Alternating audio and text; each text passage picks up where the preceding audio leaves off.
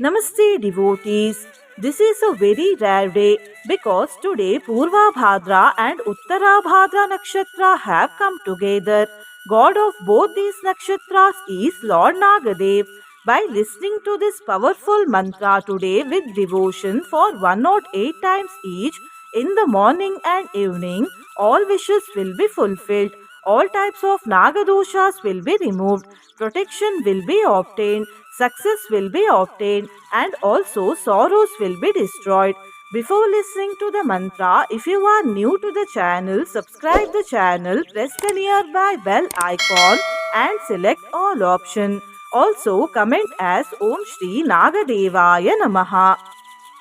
नागराजस्य देवस्य कवचं सर्वकामदम्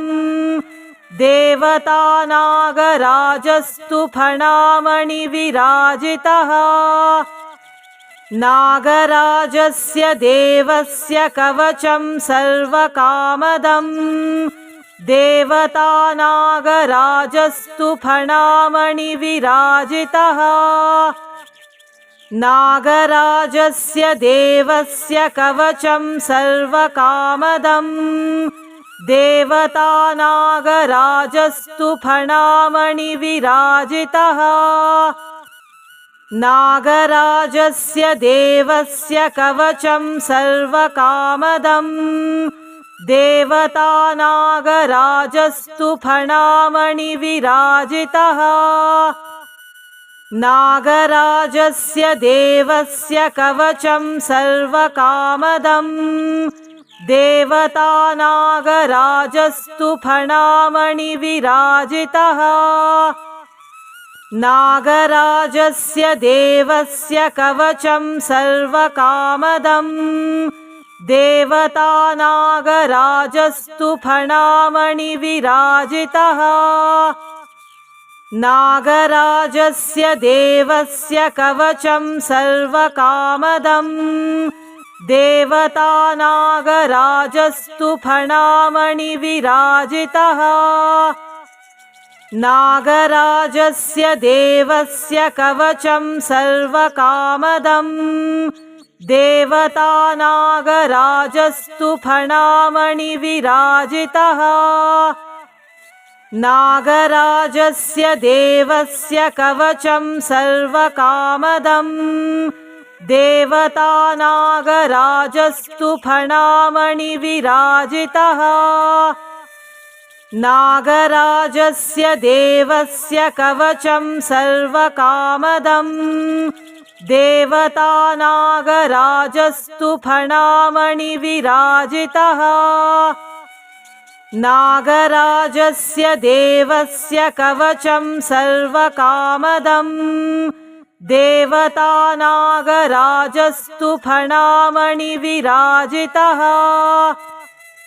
नागराजस्य देवस्य कवचं सर्वकामदम् देवतानागराजस्तु फणामणिविराजितः नागराजस्य देवस्य कवचं सर्वकामदम् देवतानागराजस्तु फणामणिविराजितः नागराजस्य देवस्य कवचं सर्वकामदम् देवतानागराजस्तु फणामणिविराजितः नागराजस्य देवस्य कवचं सर्वकामदम् देवतानागराजस्तु फणामणिविराजितः नागराजस्य देवस्य कवचं सर्वकामदम् देवतानागराजस्तु फणामणिविराजितः नागराजस्य देवस्य कवचं सर्वकामदम् देवतानागराजस्तु फणामणिविराजितः नागराजस्य देवस्य कवचं सर्वकामदम् देवतानागराजस्तु फणामणिविराजितः नागराजस्य देवस्य कवचं सर्वकामदम्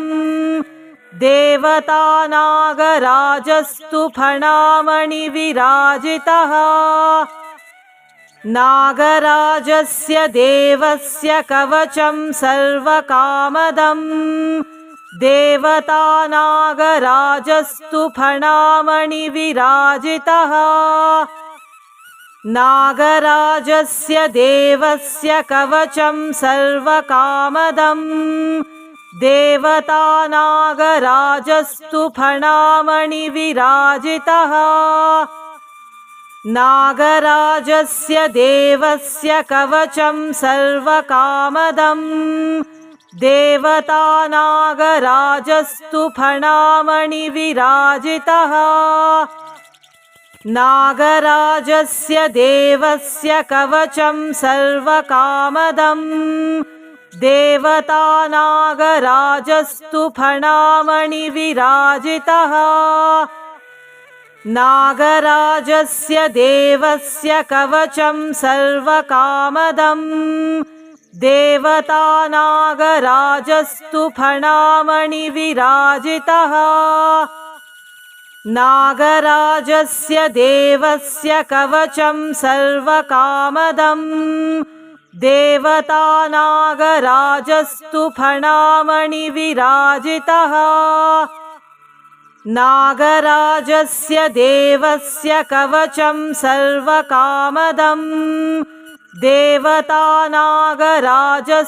फणामणिविराजितः नागराजस्य देवस्य कवचं सर्वकामदम् देवतानागराजस्तु फणामणिविराजितः नागराजस्य देवस्य कवचं सर्वकामदम्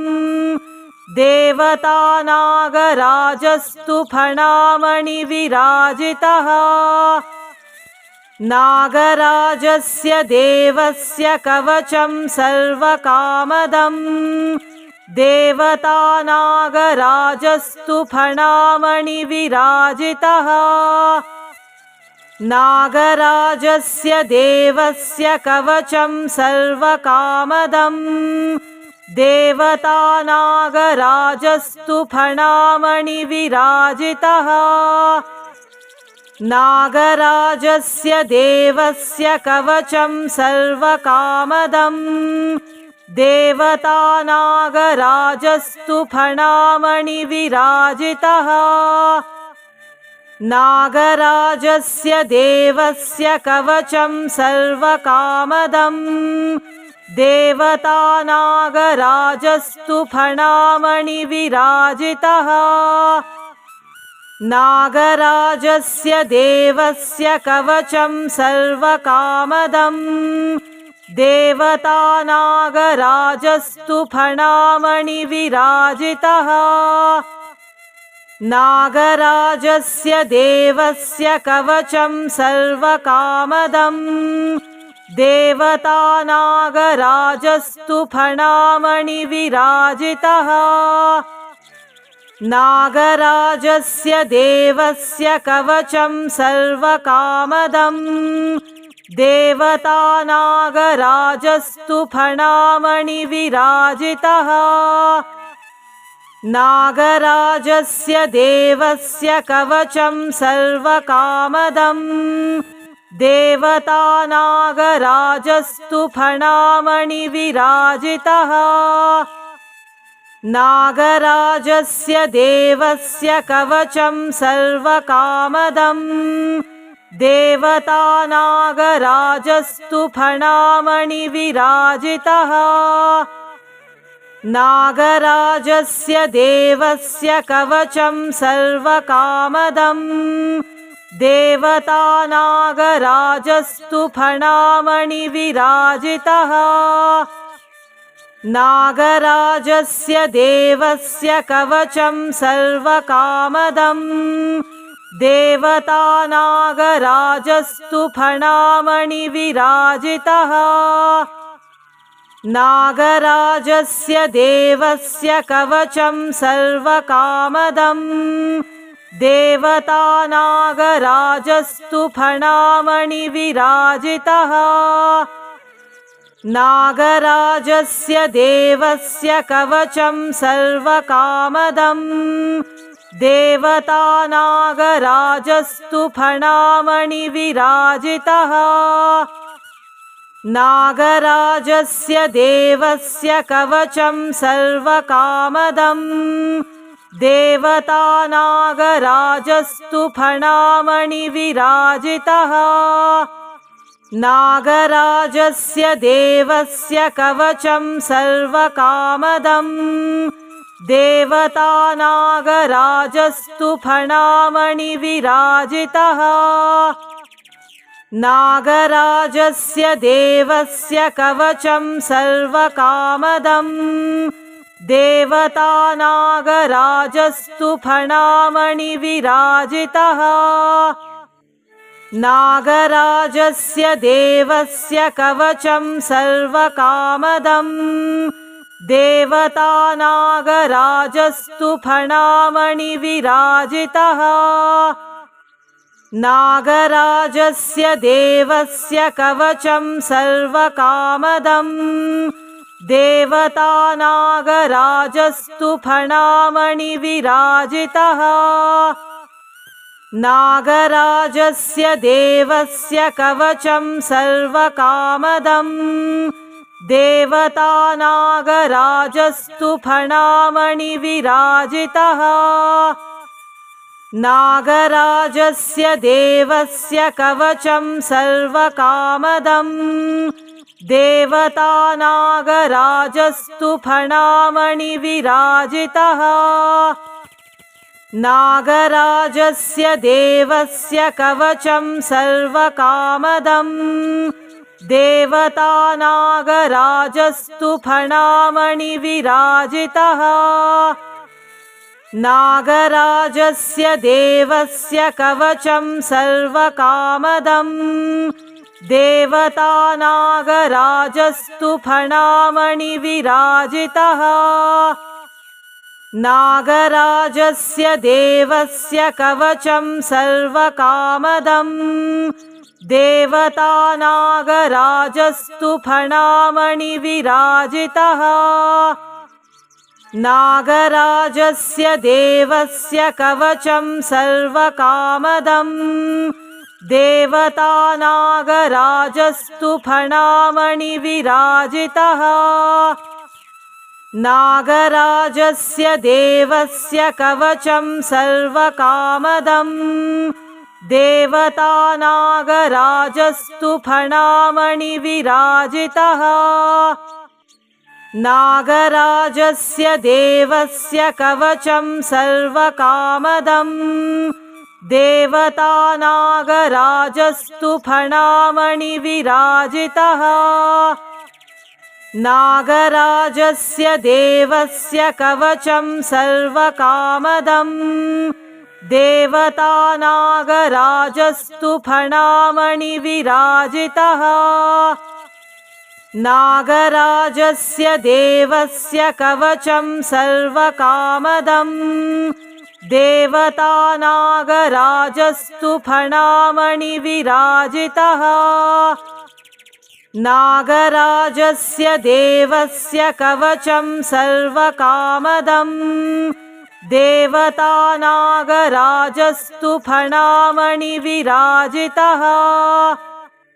नागराजस्य देवस्य कवचं सर्वकामदम् देवतानागराजस्तु फणामणिविराजितः नागराजस्य देवस्य कवचं सर्वकामदम् देवतानागराजस्तु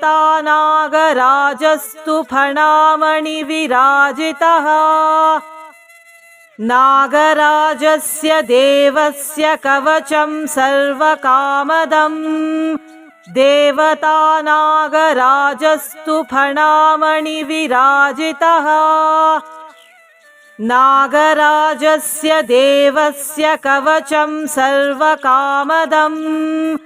देवतानागराजस्तु फणामणिविराजितः नागराजस्य देवस्य कवचं सर्वकामदम् देवतानागराजस्तु फणामणिविराजितः नागराजस्य देवस्य कवचं सर्वकामदम् देवतानागराजस्तु फणामणिविराजितः नागराजस्य देवस्य कवचं सर्वकामदम् देवतानागराजस्तु फणामणिविराजितः नागराजस्य देवस्य कवचं सर्वकामदम् देवतानागराजस्तु फणामणिविराजितः नागराजस्य देवस्य कवचं सर्वकामदम् देवतानागराजस्तु फणामणिविराजितः नागराजस्य देवस्य कवचं सर्वकामदम् देवतानागराजस्तु फणामणिविराजितः नागराजस्य देवस्य कवचं सर्वकामदम् देवतानागराजस्तु फणामणिविराजितः नागराजस्य देवस्य कवचं सर्वकामदम् देवतानागराजस्तु फणामणिविराजितः नागराजस्य देवस्य कवचं सर्वकामदम् देवतानागराजस्तु फणामणिविराजितः नागराजस्य देवस्य कवचं सर्वकामदम् देवतानागराजस्तु फणामणिविराजितः नागराजस्य देवस्य कवचं सर्वकामदम् देवतानागराजस्तु फणामणिविराजितः नागराजस्य देवस्य कवचं सर्वकामदम् देवतानागराजस्तु फणामणिविराजितः नागराजस्य देवस्य कवचं सर्वकामदम् देवतानागराजस्तु फणामणिविराजितः नागराजस्य देवस्य कवचं सर्वकामदम् देवतानागराजस्तु फणामणिविराजितः नागराजस्य देवस्य कवचं सर्वकामदम् देवतानागराजस्तु फणामणिविराजितः नागराजस्य देवस्य कवचं सर्वकामदम् देवतानागराजस्तु फणामणिविराजितः नागराजस्य देवस्य कवचं सर्वकामदम् देवतानागराजस्तु फणामणिविराजितः नागराजस्य देवस्य कवचं सर्वकामदम् देवतानागराजस्तु फणामणिविराजितः नागराजस्य देवस्य कवचं सर्वकामदम् देवतानागराजस्तु फणामणिविराजितः नागराजस्य देवस्य कवचं सर्वकामदम् देवतानागराजस्तु फणामणिविराजितः नागराजस्य देवस्य कवचं सर्वकामदम् देवतानागराजस्तु फणामणिविराजितः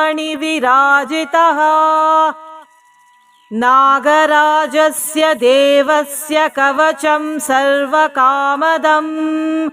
देवतानागराजस्तु फणामणिविराजितः नागराजस्य देवस्य कवचं सर्वकामदम् देवतानागराजस्तु फणामणिविराजितः नागराजस्य देवस्य कवचं सर्वकामदम् देवतानागराजस्तु फणामणिविराजितः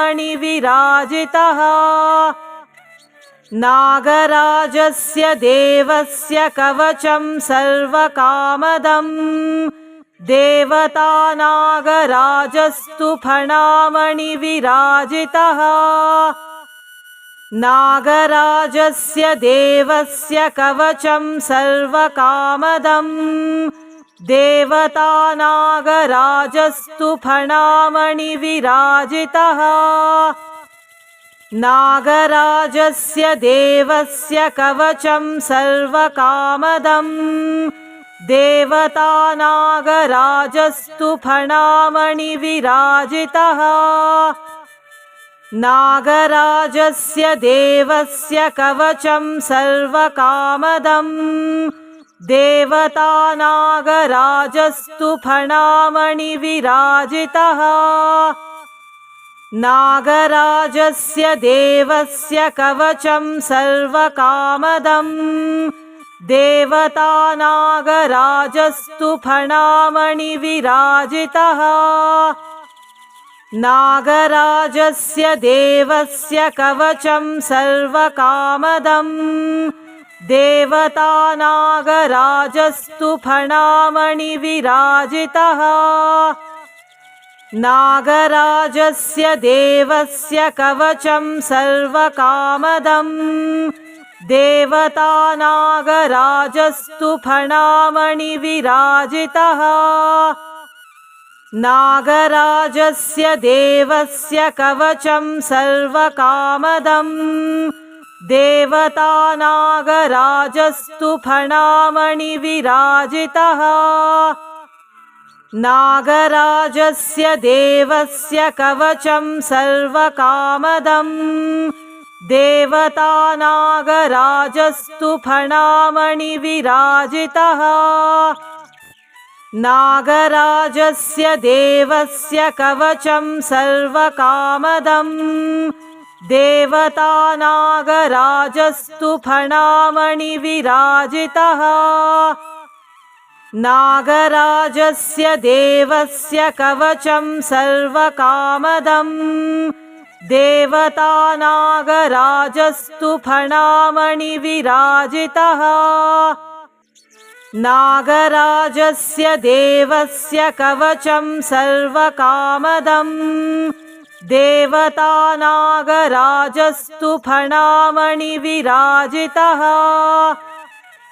नागराजस्य देवस्य कवचं सर्वकामदम् देवतानागराजस्तु फणामणिविराजितः नागराजस्य देवस्य कवचं सर्वकामदम् देवतानागराजस्तु फणामणिविराजितः नागराजस्य देवस्य कवचं सर्वकामदम् देवतानागराजस्तु फणामणिविराजितः नागराजस्य देवस्य कवचं सर्वकामदम् देवतानागराजस्तु फणामणिविराजितः नागराजस्य देवस्य कवचं सर्वकामदम् देवतानागराजस्तु फणामणिविराजितः नागराजस्य देवस्य कवचं सर्वकामदम् देवतानागराजस्तु फणामणिविराजितः नागराजस्य देवस्य कवचं सर्वकामदम् देवतानागराजस्तु फणामणिविराजितः नागराजस्य देवस्य कवचं सर्वकामदम् देवतानागराजस्तु फणामणिविराजितः नागराजस्य देवस्य कवचं सर्वकामदम् देवतानागराजस्तु फणामणिविराजितः नागराजस्य देवस्य कवचं सर्वकामदम् देवतानागराजस्तु फणामणिविराजितः नागराजस्य देवस्य कवचं सर्वकामदम् देवतानागराजस्तु फणामणिविराजितः नागराजस्य देवस्य कवचं सर्वकामदम् देवतानागराजस्तु फणामणिविराजितः नागराजस्य देवस्य कवचं सर्वकामदम् देवतानागराजस्तु फणामणिविराजितः नागराजस्य देवस्य कवचं सर्वकामदम् देवतानागराजस्तु फणामणिविराजितः